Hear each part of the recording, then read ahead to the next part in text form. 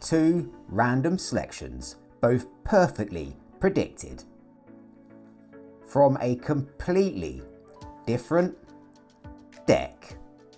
This is CoachTrick.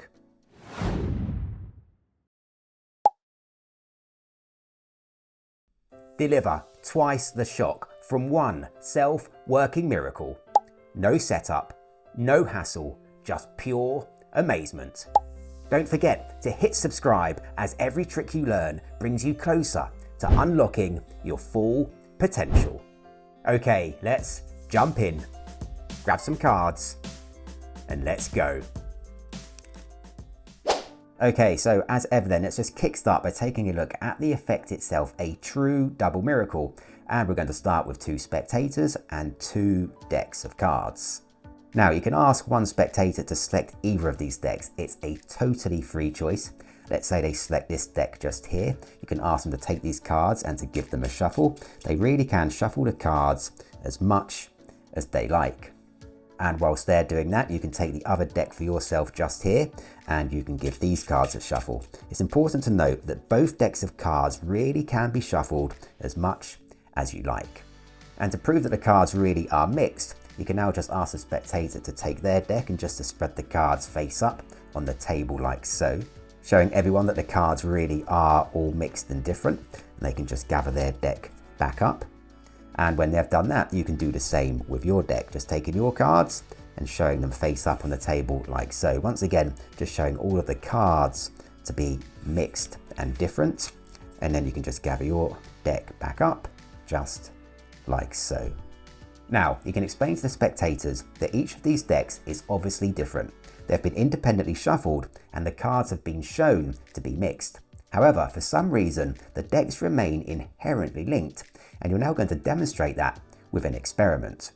And to kickstart the experiment, you're just going to take your deck over here, and you're going to take a look through the cards with a view to removing just one prediction card.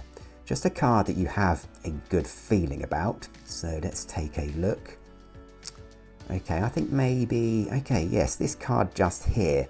So you're going to place that single card down on the table, just like so. You're now going to ask the first spectator to think of a number, any number they like. In the interest of time, say maybe a number less than 20, but it's a totally free choice.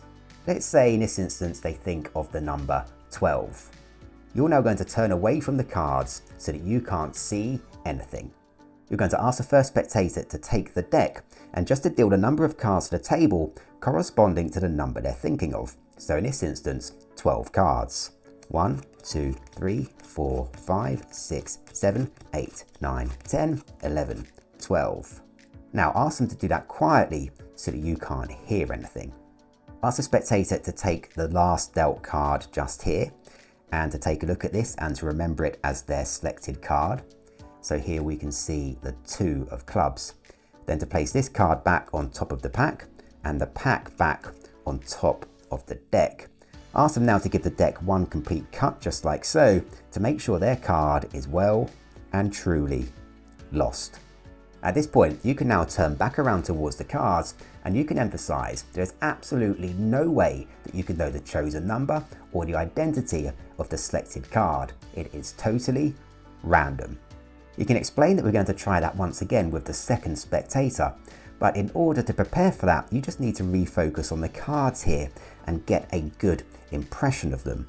So you can just take the deck and just take a quick look through the cards, just getting a good impression of the cards like so. Okay, I think that's good. And once you've got a good impression of the cards, you can just place the deck back down on the table. Once again now, you're just going to take your deck here and take a look through the cards with a view to removing one more prediction card. Let's see. Once again, just a card that you have a good feeling about.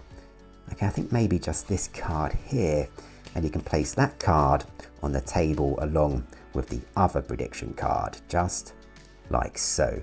Now, once again, you're going to turn away so you can't see anything. You're now going to ask the second spectator to take the deck and to deal the number of cards to the table corresponding to the number selected by the first spectator, So in this instance, that's going to be 12 cards again. 1, 2, 3, 4, 5, 6, 7, 8, 9, 10, 11, 12. Ask the spectator to take a look at the final card dealt just here and to remember this as their selected card. So here we can see the ace of diamonds. Placing this card back on top of the pack and the pack back on top of the deck. Ask the spectator now just to give the deck one complete cut in order to ensure their card is well and truly lost. At this point, you can again turn back around towards the cards and you can just summarize exactly what's happened. From a shuffled deck, 2 spectators have each selected a totally random card based on a totally random number. There's absolutely no way that you could know what number has been chosen or what cards have been selected. From a separate shuffled deck over here, you've also removed 2 cards representing 2 different predictions. You can ask them now to place their deck to the side. And you can now place your prediction cards in the middle of the table, just like so. For the very first time now, you can ask the first spectator to name their selected card. Of course, in this instance, it was the 2 of clubs.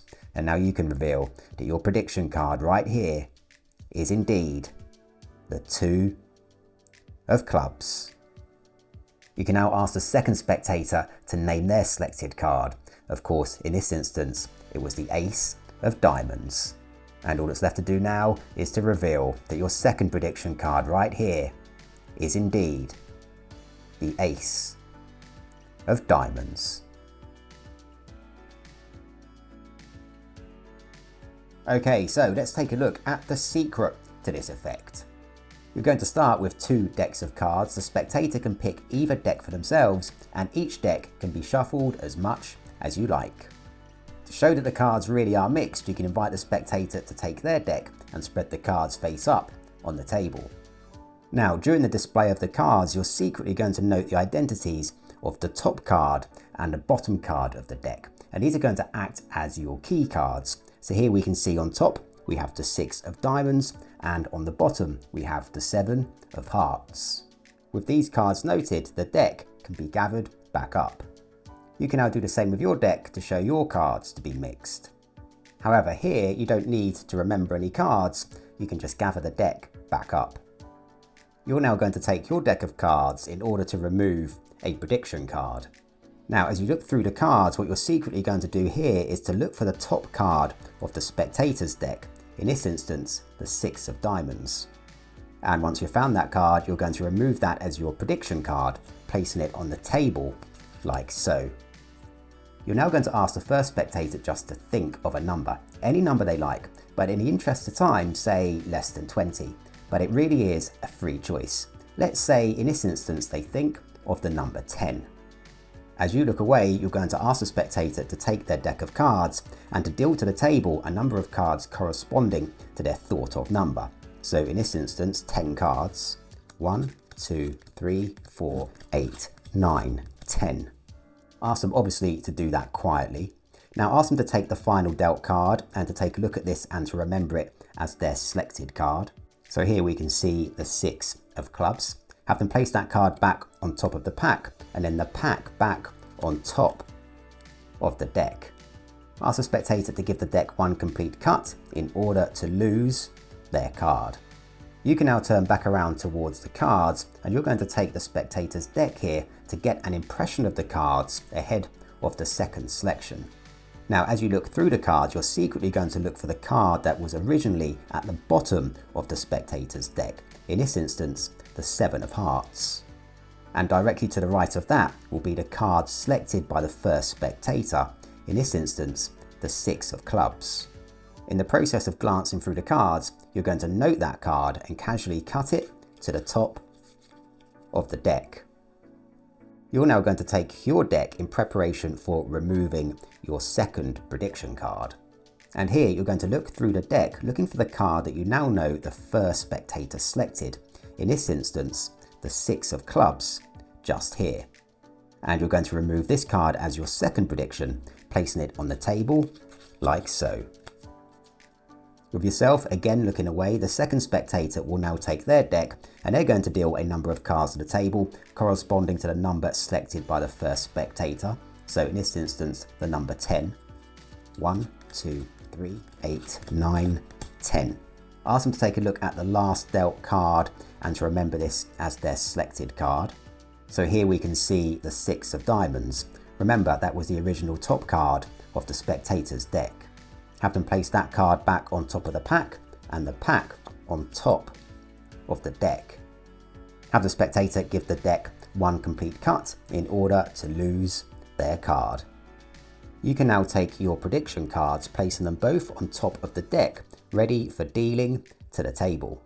Now, you don't have to place your prediction cards on top of the deck before placing them on the table, but I think it helps with misdirection. You're about to deal with the first spectator your second prediction card, and the second spectator your first prediction card.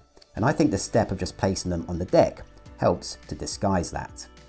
All that's left to do now is to ask the spectators to name their selected cards as you reveal your predictions. The first spectator's card, the 6 of clubs, and the second spectator's card, the 6 of diamonds.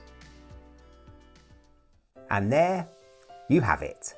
Remember, every trick you master brings you closer to your full potential, not just in magic, but in confidence, creativity, and performance. So keep learning, keep pushing, and watch your skills grow beyond the cards. Thanks for watching, and I'll see you in the next tutorial.